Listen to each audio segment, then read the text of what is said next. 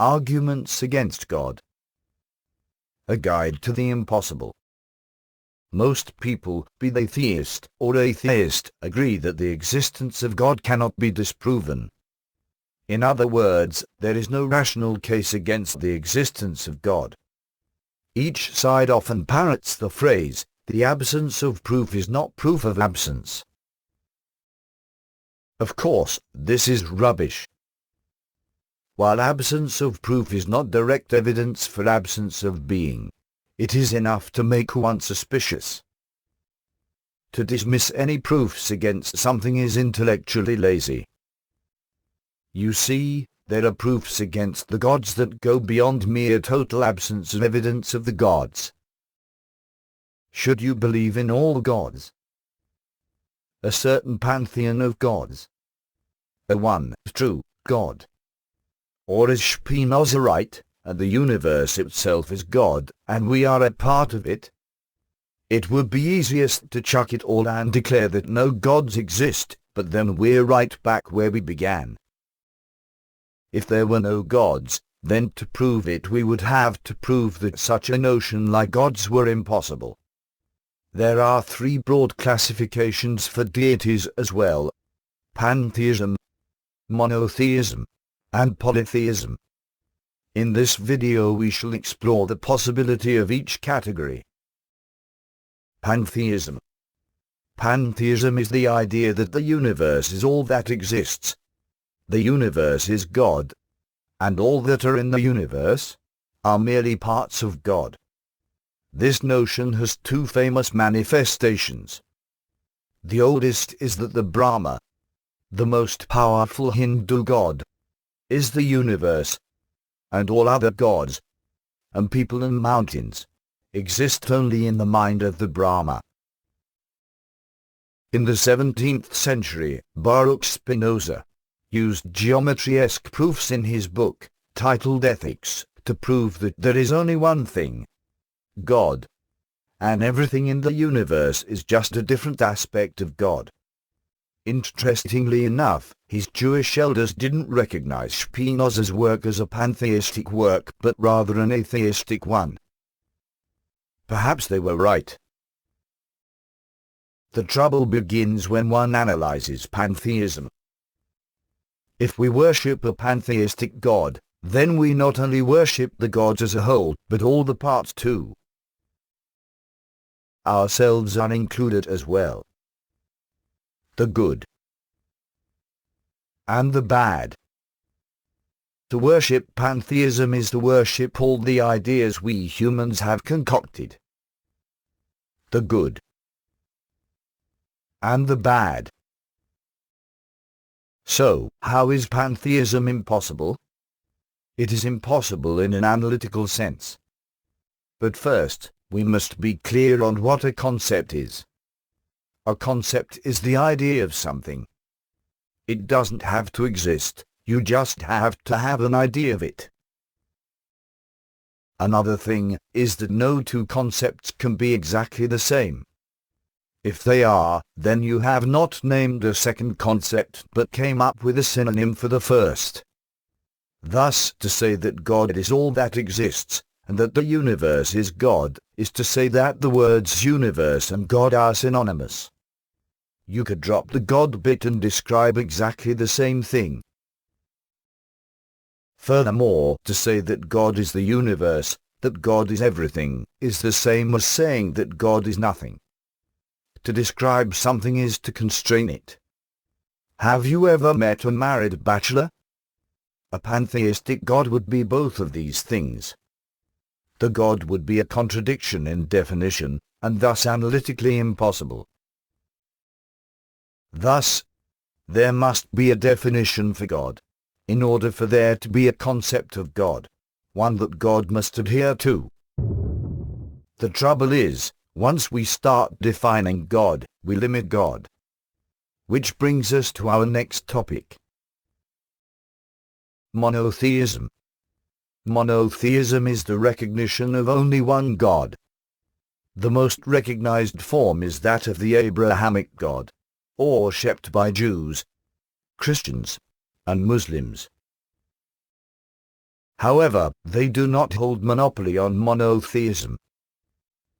Zoroastrianism is monotheistic. They worship Paramazda as the only God. The religion of King Tut's parents worshipped and recognized only the sun as God, whom they called Aten. Monotheistic gods have some very similar characteristics. Omniscient. They know everything. Omnipresent. They are everywhere. Omnipotent. They are all-powerful. Omnibenevolent. They are all good. If God is omniscient, then free will is impossible.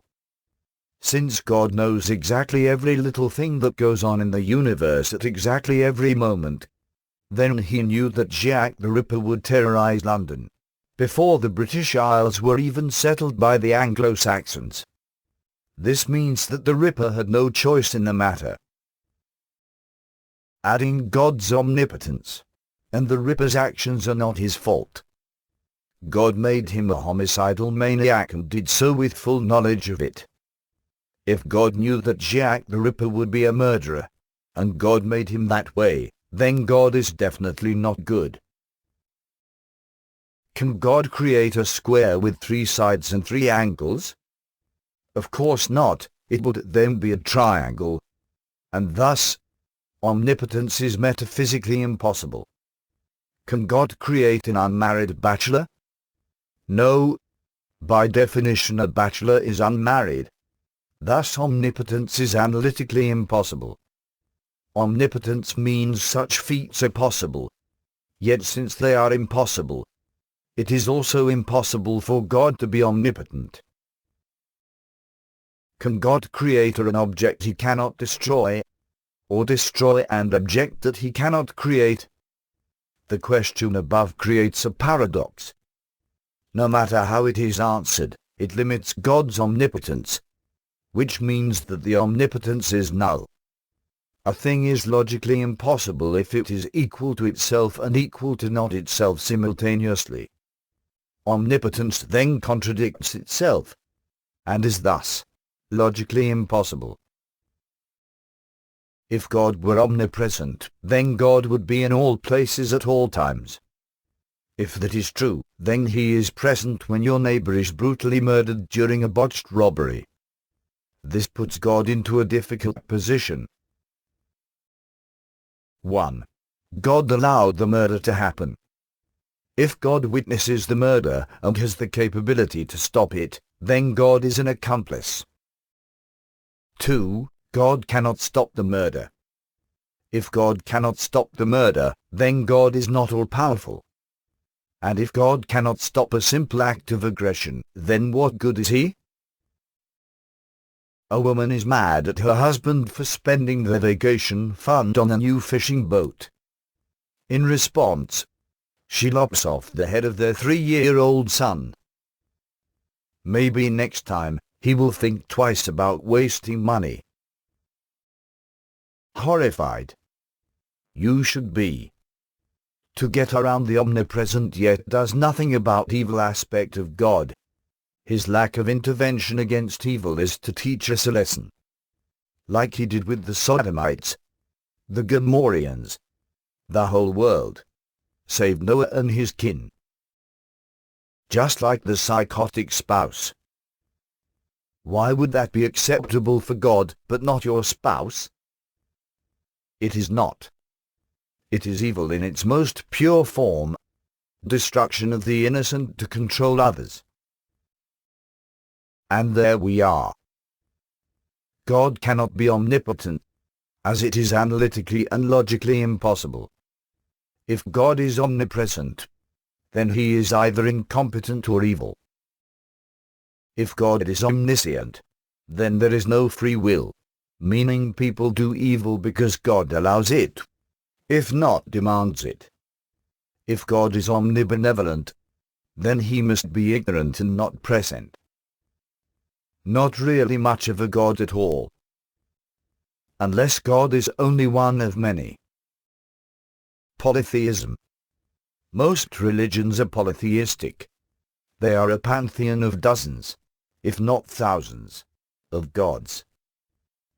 The Greeks and Romans, the Aztecs, the Norse, the Hindu, even the Jews were once polytheistic. These gods have prescribed certain abilities that defy the very laws of the universe. Keep in mind that none of these gods are omnipotent. They are more like superheroes. The trouble with the many gods form of theism is that across cultures, they are deities that share responsibilities. Do Zeus and Thor share responsibility for lightning? What if Thor wants it to rain in Norway, and Zeus wants to make it rain in Greece, but there are only enough clouds for one? They could conjure more clouds, but the precipitation must come from somewhere. Is it taken only from local water sources? What do the gods of those sources have to say about Zeus and Thor taking their domain?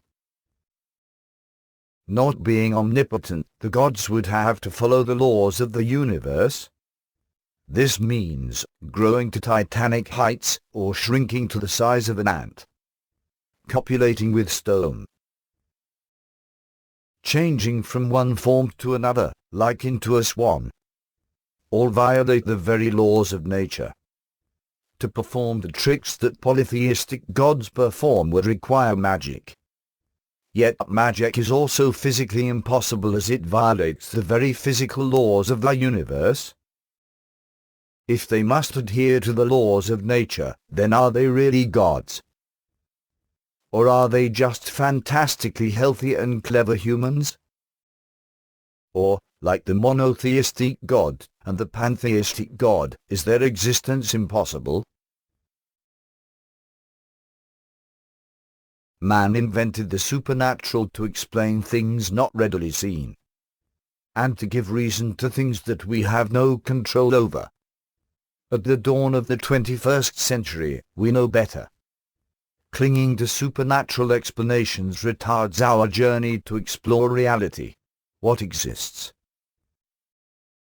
Such wishful fantasy keeps successive generations from fulfilling their full potential, and this is detrimental to our species. It is time to shed our superstitious past, celebrate our existence, and build a better future for our children.